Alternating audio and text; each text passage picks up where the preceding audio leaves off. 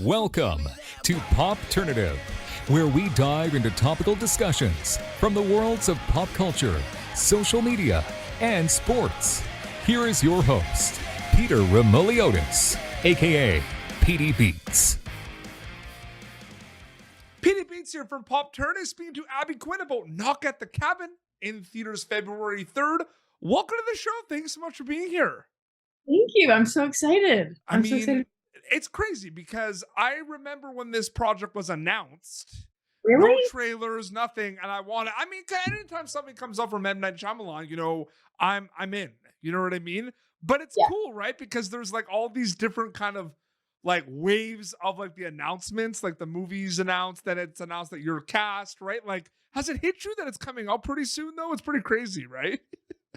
I don't think it's hit me. But it has been a long time. Like, I think when the trailer started coming out, a wave hit me. But then I don't think I'll know until I know, if that makes sense. Yeah, absolutely. It's interesting too, because you and the cast and the crew, especially with a movie like this, where it's one setting for, the movie, pretty much the cabin and everything, and you're working with the same, actors and a lot of the same crew. It feels interesting, right? Where it's like yours right now, but then February 3rd, it's basically out of your hands and it's going to be in the world's hands, right? Yeah, it's kind of scary sounding, but that is true. And it was such a close, it's a small cast and crew, like you said. So it is going to be interesting because we know what happened in the room, but we haven't gotten to really share with anyone. So I think it's going to be scary, but also liberating to maybe talk about it with people and see how people feel about it. The film obviously has the horror elements. It has the thriller elements. There's a lot of genre bending components about this as well, which I really love. Specifically talking about the horror component of it, what is it like working in that genre, knowing there's such a big appetite for that genre right now and it gets elevated like every year? Like, it's one of the best genres to work in right now. Yeah, that's a good question. I mean, I feel like I tried just not to think about it when we were filming, because I think, or when I would talk to a friend about, working on this project, that usually would be, that question came up a couple times, and I was like, I can think about it because I will spin out and that'll become my focus, because, thinking about the end result or people seeing it. But since it's been finished, it's been a thought on my mind more than it was when I was actually filming. And I feel really lucky, really, to be able to make a movie that hopefully people enjoy, and to be making a movie in a genre that people are really gravitating to. And I think especially with Knight's movies, sorry, stuffy nose,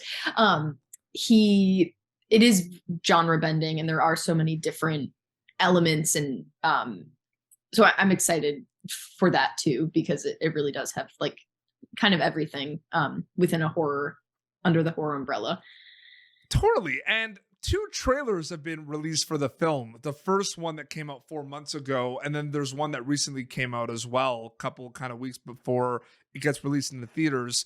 And the second one, you really feel the genre bending component. The first one is kind of like these 4 people are breaking into a cabin. Oh my God, home invasion. And then the second one, it's like, wait a second, the world's gonna end. You know what I mean? So no, I definitely agree with that as well. There's the genre bending, but that's what makes it fun. That's what makes it interesting. Like, that's the best part about storytelling, right? Yes, I completely agree. I'm glad that you feel that.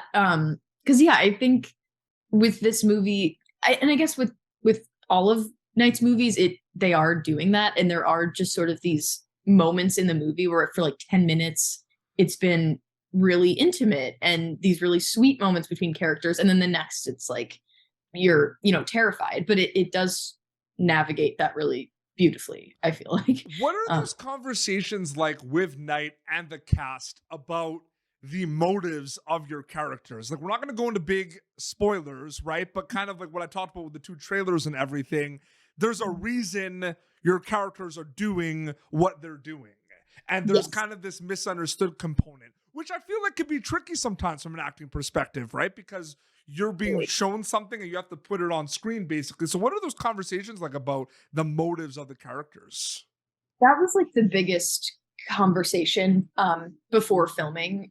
And I think Knight really wanted us to know exactly how we felt going into this Of as course. our character, because it is so important for the story as a whole, for the characters to know the stakes and, you know, the motives behind what they're doing. So that was like the biggest conversation, because it's really easy to, I feel like, fall into the trap of just not being specific when there are all these big elements to a movie, but he really wanted us to know exactly what we were doing. And we had like a week and a half of rehearsal before, so we got a chance to get really specific, and as a collective too, so we were all on the same page about everything.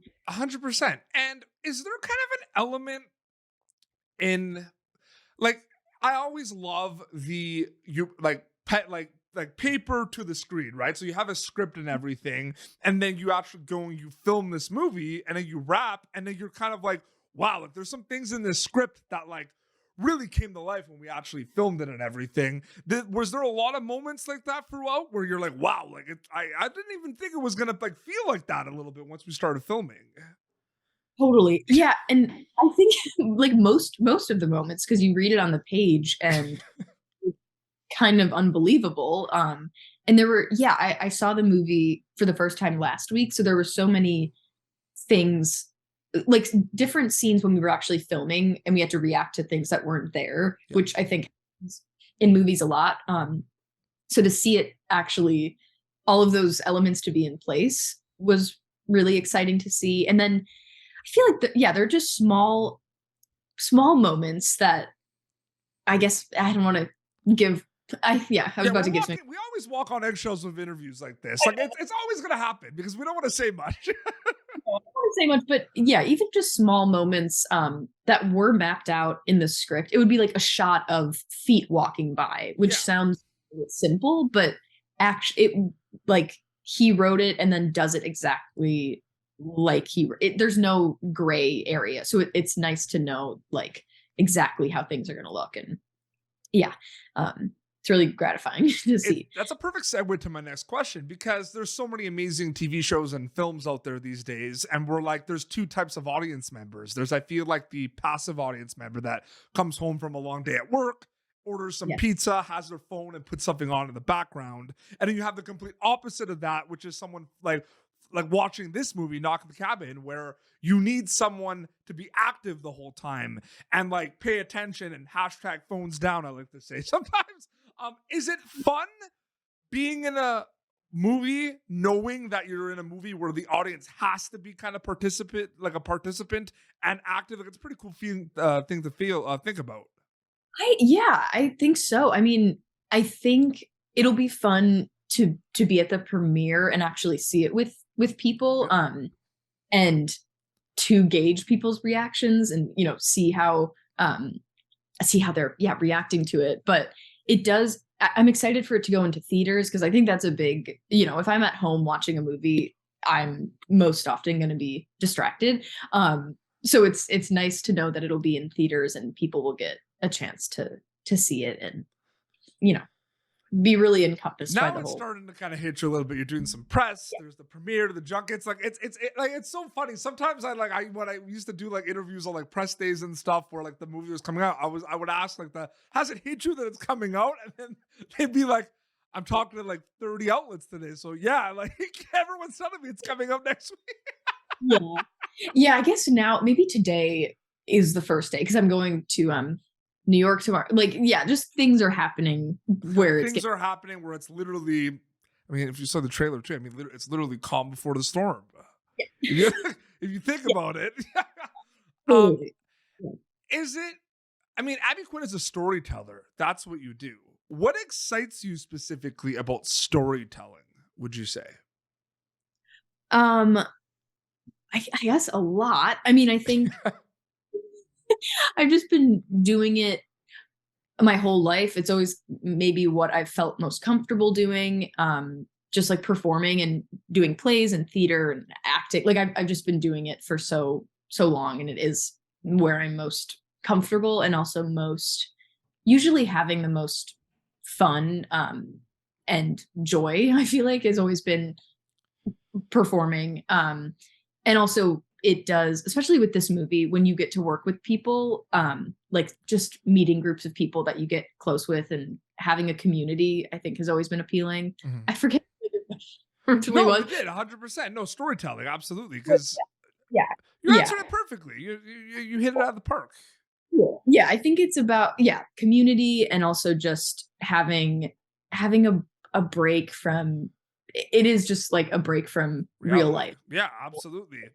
And I do have to ask this question. You work with some amazing storytellers in this, but I have to ask this because I grew up a big pro wrestling fan. I do have to ask, I got to ask it, right? What can you tell me about working with Dave Bautista? What was that like specifically?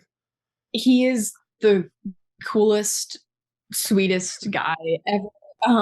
Yeah. And I first met him, we had like a big group cast dinner, and we were sat next to each other, and I'd never met him before. So I was nervous to meet everyone, but also, to meet Dave. And the food was plated in front of us, and then we were just started talking about veganism, and I had no idea that he was vegan. I don't know if he still is, but it just wasn't what I was anticipating talking about with Dave at first, but it completely like disarmed me. And I was like, this is the sweetest guy ever. And one time he booked the entire cast a party bus to go to Zumba.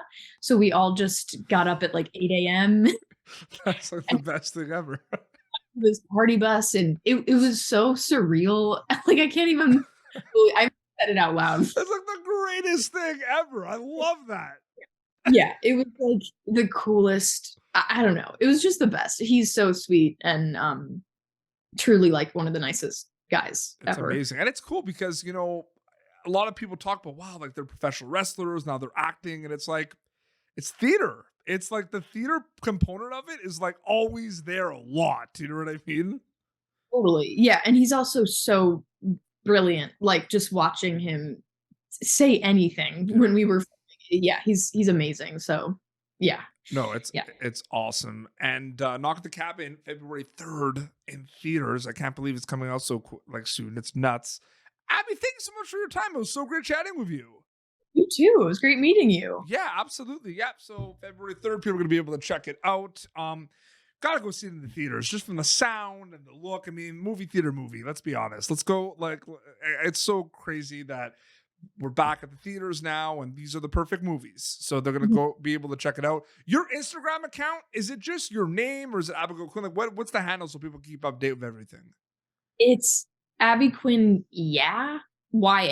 So it's my name with the Abby Quinn, yeah. No, that's awesome. No, that's really cool. Yeah, so they can check out that as well. And well, this has been Popternative, youtube.com/Popternative for previous episodes. You're going to, of course, be able to catch Abby Quinn in Knock at the Cabin in theaters February 3rd. Until next time, this is Petey Beats and Abby signing off. Thank you for tuning in to Popternative. Make sure to check out our past episodes of Popternative on YouTube. Be sure to like Popternative on Facebook and follow us on Twitter. This has been an Autograph Communications production.